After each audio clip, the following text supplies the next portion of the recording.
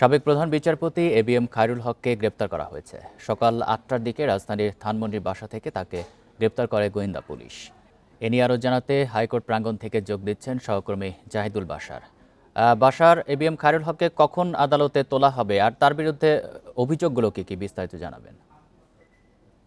দেখুন, এবিএম খায়রুল হক বাংলাদেশের 19তম প্রধান বিচারপতি ছিলেন এবং খায়রুল হকের নামটি বাংলাদেশের আসলে শুধু বিচারাঙ্গনের মধ্যে আর সীমাবদ্ধ ছিল না। 2011 সালের মেতে যখন তিনি তত্ত্বাবধায়ক সরকার ব্যবস্থা অর্থাৎ ত্রয়োদশ সংশোধনী বাতিল করে সুপ্রিম কোর্টের অ্যাপিলেট ডিভিশন থেকে চূড়ান্ত রায় ঘোষণা করেন, তারপর থেকে কিন্তু বাংলাদেশের গণতন্ত্র, বাংলাদেশের ভোটের রাজনীতি, বাংলাদেশের সামগ্রিক রাজনীতিতে একটা বড় ধরনের পরিবর্তন আসে এবং যেটা পরবর্তীতে সংঘাতের দিকে রূপ নেয় এবং তারপরে যা যা হয়েছে তা সবাই জানেন। খায়রুল হককে গ্রেপ্তারের খবরে সকাল থেকে, বিশেষ করে এই সুপ্রিম কোর্টে আমি এখন আছি, মোটামুটি পুরো আইনজীবীদের যারা এখানে রয়েছেন, সুপ্রিম কোর্টের বারের সদস্য যারা রয়েছেন, রাজনৈতিক আইনজীবী নেতা যারা রয়েছেন, প্রত্যেকের ভিতরে এই বিষয়টি বেশ আলোচনা এসছে। আজকে পুরো আইন অঙ্গন জুড়েই কিন্তু খায়রুল হকের গ্রেপ্তারের বিষয়টি বেশ আলোচনা হচ্ছে। কারণ খায়রুল হক গত 1 বছর ধরে, অর্থাৎ 5 আগস্টে সরকার পরিবর্তনের পর 1 বছর ধরে তিনি কিন্তু ঢাকাতেই ছিলেন বলতে গেলে, এবং তাকে ধানমন্ডির একটি বাসা থেকে গ্রেপ্তার করা হয়েছে এবং তার বিরুদ্ধে যত আন্দোলন হয়েছে গত 1 বছরে, বিশেষ করে বিএনপির জাতীয়তাবাদী আইনজীবী ফোরাম সহ যারা আন্দোলন করেছেন, তারা এখানেই এই সুপ্রিম কোর্ট অঙ্গনেই মূলত এই বিষয়টি নিয়ে আন্দোলন করেছেন।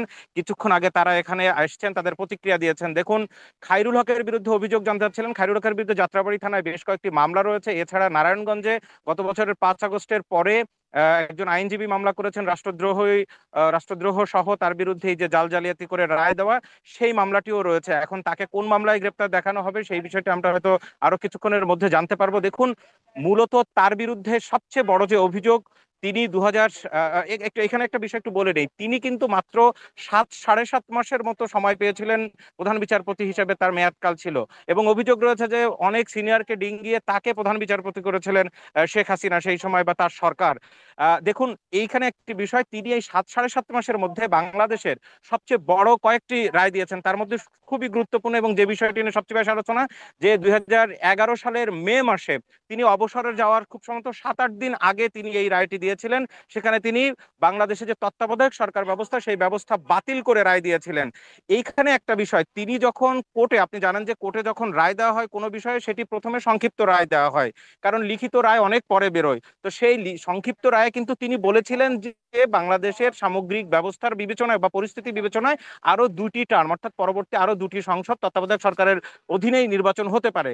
এই মামলার যখন অ্যাপিলেট ডিভিশনে চূড়ান্ত শুনানিগুলো হচ্ছিল, সেই সময়ে 8 জন অ্যামিকাস কিউরি ছিলেন, 7 জন অ্যামিকাস কিউরি ছিলেন, সেখানে কিন্তু 4 জন 3 জন ভাগ ভাগ হয়ে গেছে।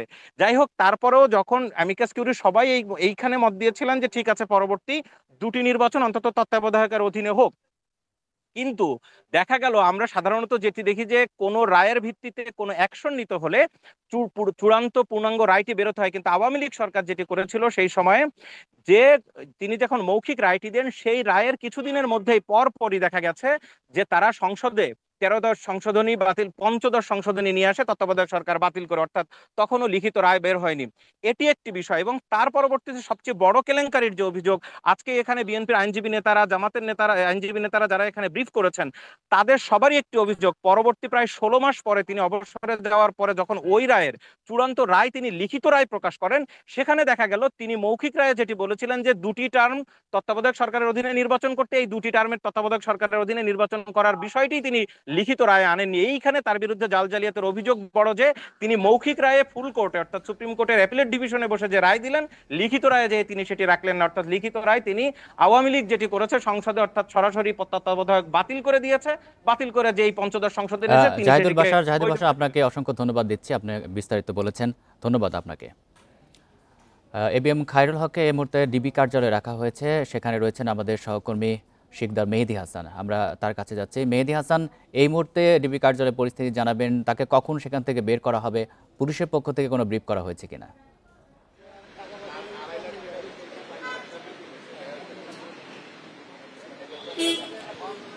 আমরা কিন্তু এখনো সেই সকাল থেকে আসলে ডিবি কার্যালয়ের সামনেই অবস্থান করছি, যখন থেকে জানতে পেরেছি যে সকাল 8টার পরপরই আসলে তাকে ধানমন্ডি যে বাসা থেকে গ্রেফতার করা হয় সেই থেকে এখন পর্যন্ত কিন্তু এখানে অবস্থান করছি। কিন্তু আসলে তার যে বিচারিক প্রক্রিয়া, সেই প্রক্রিয়ার জন্য তার বিরুদ্ধে বেশ কিছু মামলা রয়েছে।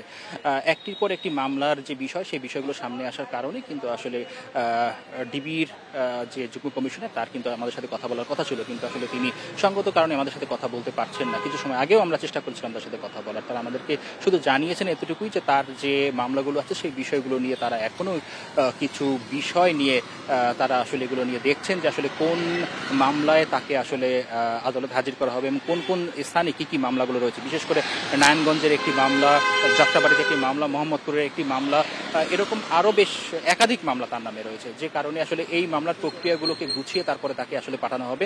এবং যদি সম্ভাব্য সময়টাকে আমরা ধরে থাকি, তাহলে সেটা আসলে বলা আছে যে এখন কিন্তু প্রায় 2টো বেঁচে গিয়েছে। আমরা যতদূর জানি যে ঠিক 2:30টা নাগাদ তাকে আসলে কোর্ট চত্বরের দিকে নিয়ে যাওয়া হবে বলে এখন পর্যন্ত আমরা জানতে পেরেছি।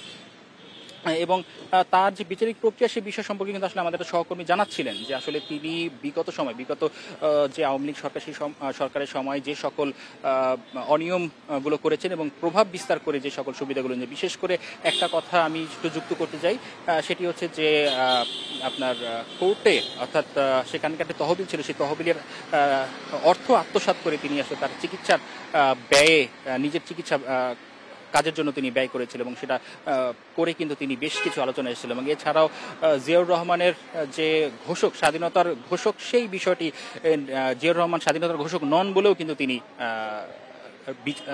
রায় দিয়েছিলেন, এবং রায় দিয়ে তিনি আবারও আলোচনায় এসেছিলেন।